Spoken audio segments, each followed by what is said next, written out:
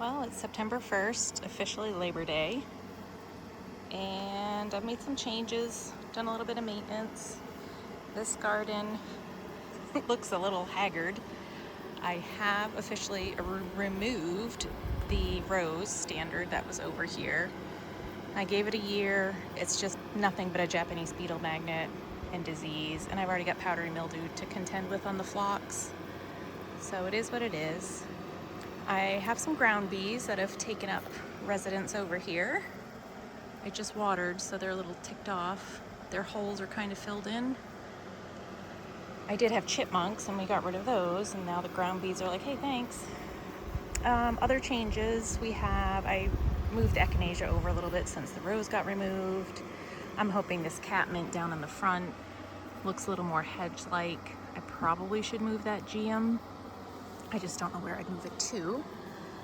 Butterfly bush I've been deadheading, keep it looking a little bit nicer. This echinacea has not been blooming well, having some issues. Done a little bit of cutbacks. I also cut back over here and finally transplanted my variegated iris that was buried back there under the butterfly bush. That was buried too deeply. I'm going to cut back the clematis all the way. I think the disease just does not look like it's gonna help it out any. So we'll give that a hard cut back, and I still need to come up with something that I like over here. While I did like the hardy gladiolus and the acidanthera that was over here, they just get too floppy, and I just want something lower maintenance. But on the other hand, I want something that's gonna grow up this trellis, which maybe, I don't know if I should just keep it clematis and know that that's gonna be it. I have some projects going on. I've done a lot of transplanting, so my wagon's full over there. I have sort of officially taken the deer fence down. The ground is so hard over here, and all my junk in the background. So obviously if the deer come, I'm gonna be sad, but I'm just kind of ready to have some breathing space to work over here in my gardens again. And I have been putting repellent down. This was all new last year, so we dug this out, cut back some trees.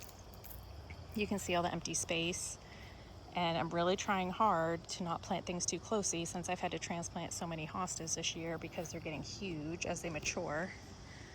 One of them, this was the colored Hulk, which is beautiful, double green. I've just never seen anything like it because usually it's a pale color. I really enjoy that one. That was vole damage. That's why he got moved over here. Seducer was deer damage back there.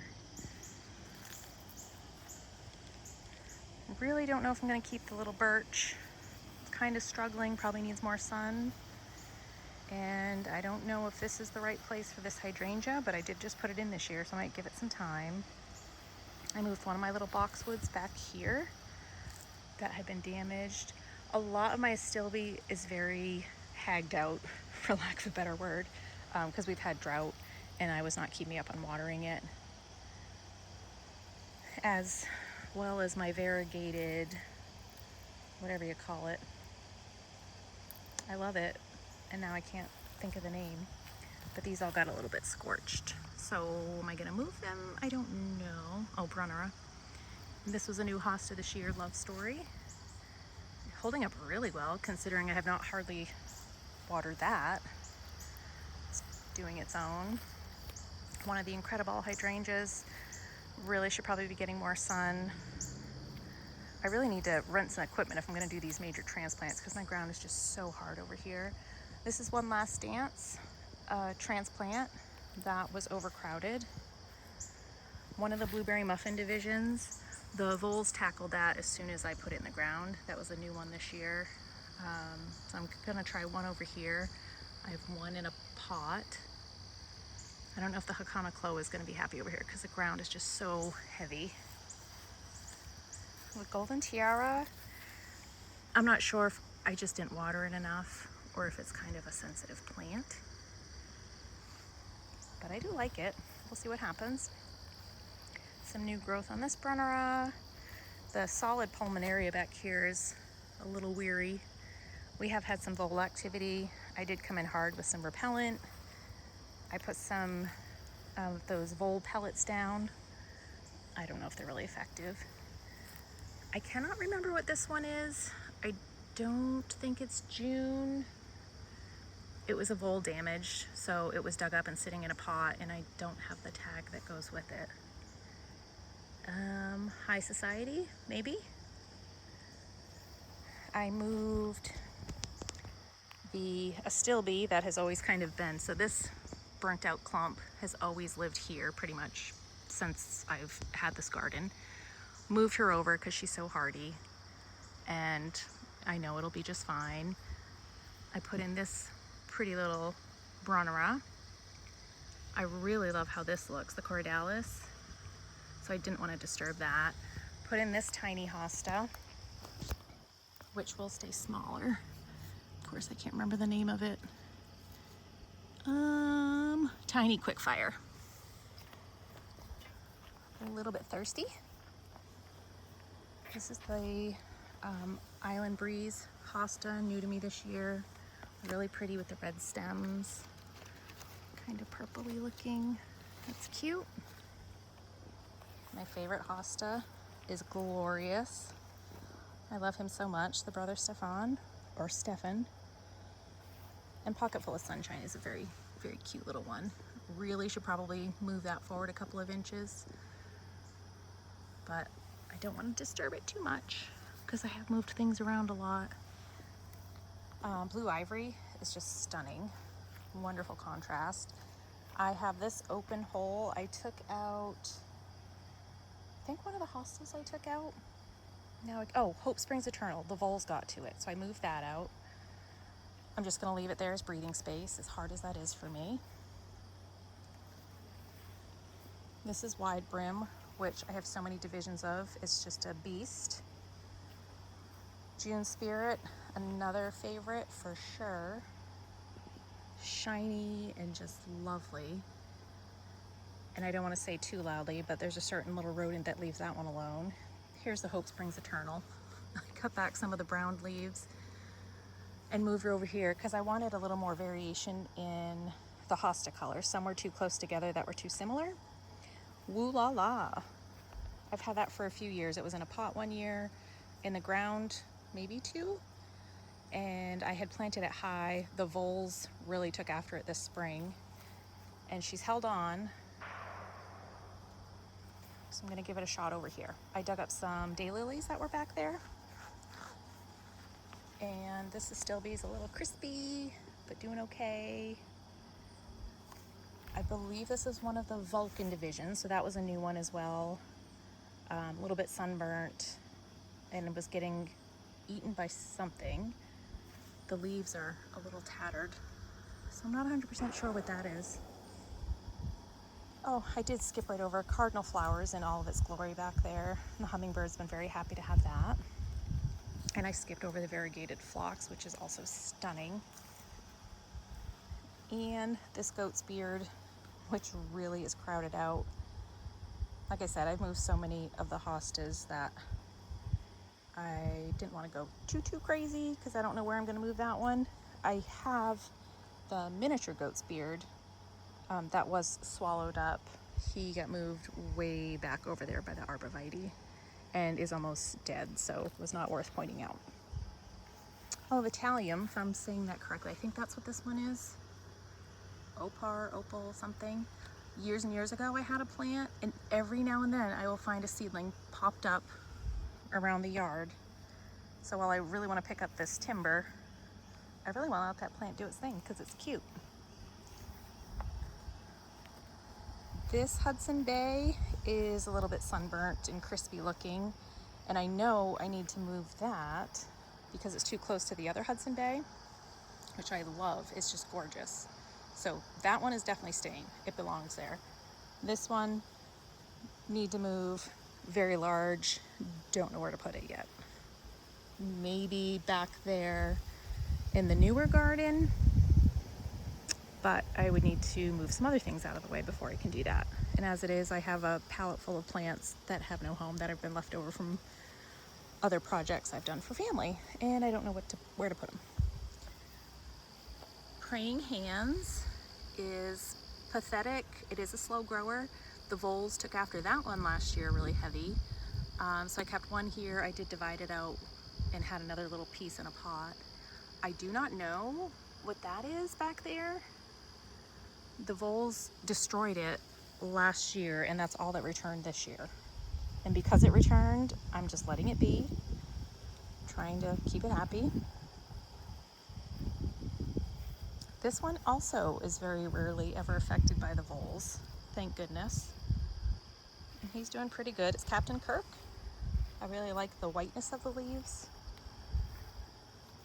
My little wee back here, yes, the voles did find. There's some evidence of it. I really need to shift that. However, I like the patch of all of my hellebores, so I don't really want to encroach on them. And I really want the plumbago to go spread around. So here I am, overcrowded again. Not really sure what I want to do about that. Loyalist is beautiful, doing really well.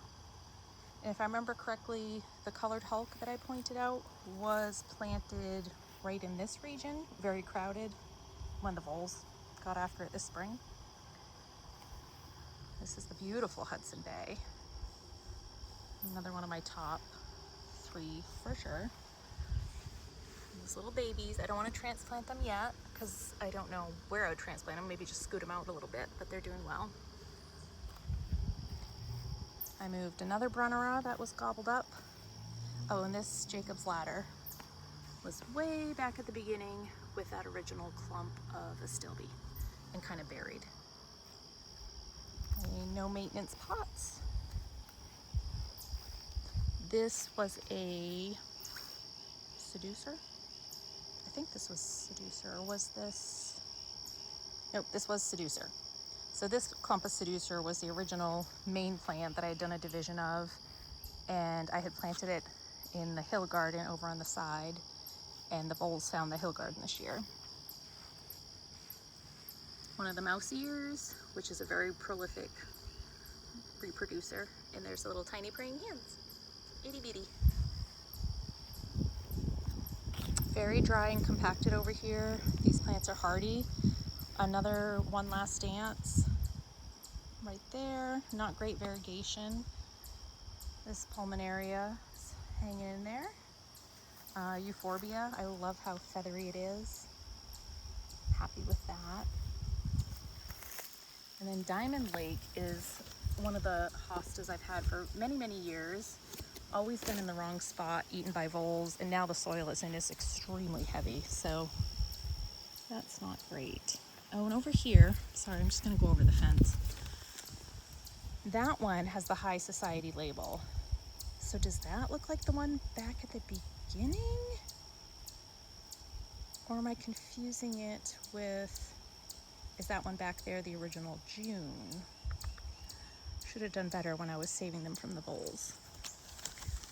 And that is a blueberry muffin. That's the original plant that was getting attacked in the beginning. I need to put that Astilbe in the ground. That's the peach one that was new this year because I really like the peach colors. And my other boxwood that did really well.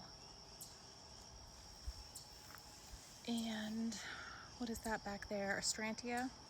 I transplanted that from way back at the beginning because it was taking over Brother Stefan in that area. And Mr. Monstera is doing great. Actually, let's just go under the fence. So we're in kind of cleanup mode, so to speak. Very, very dry, very sad. In the morning, she looks lovely. We got a chipmunk bucket. It's empty. These are my trash annuals, as I call them. I get them for next to nothing because they look like garbage. Put them out here, give them a little water, and they look good from afar. And the hummingbird has been loving the salvia, so that's good. I'm trying to kind of make this into a garden, but very half-heartedly. I really should rent some equipment, like I said, because it's so compacted up here. I'd love to dig it up, get rid of some of the tree roots that are here, because I have lemon balm that's taking over. Lovely as that is, I don't do anything with it. I have some more lamium. which is not doing well anywhere else, and it's barely hanging on by a thread here. The Amsonia, which ironically, I have a different kind of Amsonia in the cart that I probably should put back here. Oh, what is that plant? See, now it's escaping me. Well, it's nothing worth looking at over there. It's more over here. Favorite geranium ever, Roseanne. I really think I'm going to dig up these pink ones that never rebloomed. They bloomed once. They were lovely when they bloomed. And of course I have 3 more in pots that I don't really need. The iris that I planted, I had a big iris order this year, and I had 1, 2, 3, 4, 7 kinds. They're all still alive. They all have some new leaves. I have been watering them. I did not water today. But dahlia, this year was not a great dahlia year, and they're not healthy. I don't know that I'm even going to bother next year with them. I might not. It was nice to have some for cutting, but and this one was never really nice blooms. They were always kind of funky looking. So, pulled out some of my cosmos. They're very disgusting this time of year. The celosia's great. I've done a little bit with ageratum. I have been pulling up seedlings still. My carrots have been awesome. That's been very fun for me to grow. Cute little tag. I harvested some of my onions. I still have a couple more I've got to pull out, hanging out there. Comfrey, boom, that's the plant. I have tons of divisions of this because, you know, when I wanted it, it was really, really hard to find. And now I'm one of those people that's like, hey, who wants comfrey? I got plenty. One of my favorite Rudbeckias kind of has been going. I haven't harvested any for a little bit, and it shows. Self-seeded Cleome, good for the pollinators. Another dahlia I got a couple cuttings off of. I'll admit I did not take care of these like I thought I would. These are stunted. They've been budded like this for a very long time, and the soil's not as dry as the others. So I don't know. So it's trashy in here. This is the cutting garden, and admittedly I kind of let things go at this point, and they can just self-seed. That's where we're at. Feverfew. It's one of the few straight stems. And dianthus. I'm hoping more of that self-seeded. There's a couple more iris. That one's the roughest, and it was tiny to begin with. The comfrey that I'm letting stay here, but probably should give away before it takes over. More iris. One of the echinops. So I'm trying to turn the perimeter of this garden into more perennials. It's hard because I am limited on sun. So if I'm not going to take care of plants in the containers like I thought I would over there, should I just put perennials there? I don't know. I've got all winter to think about that. These are just kind of for color afar. My snaps are not looking their best between bug damage and just lack of attention. But I do still enjoy coming out and getting peeks of their color. They're just such feminine flowers, really lovely. And my bachelors, I'm letting those self-seed, of course. The dill I've been cutting for bouquets. I just love the smell. And then the hill garden is holding its own. Look at this sweet autumn clematis. I never really noticed the sides were eaten like that. Which I have had a deer and her kids coming around. It looks like they've been eating that, and that's okay because the top's beautiful. I don't know if I have a scent yet. Not yet. Oh, we finally have some buds on the hibiscus. I've been waiting for this for days. I have been kind of watering this when I've been over here because I don't want anything to happen to it. It's my last hibiscus that I do have. I've been cutting like crazy, I'll say that. I'll give you a shot of my geranium edging. So I've always done the smiley sunflowers. They're very dwarf size, about the size of these geraniums. as a front border, and I've loved them. I couldn't locate the seeds this year, and the seedlings that I had started did not survive being in the ground. So my plan from the beginning was to have geraniums here, knowing how hard it was for the sunflowers, and the fact that I didn't have the variety that I wanted. So I'm liking this because it looks good from afar, and I think I might do it again next year and just plant them closer together. I tried having geraniums in the front of the house, but it's way too shady.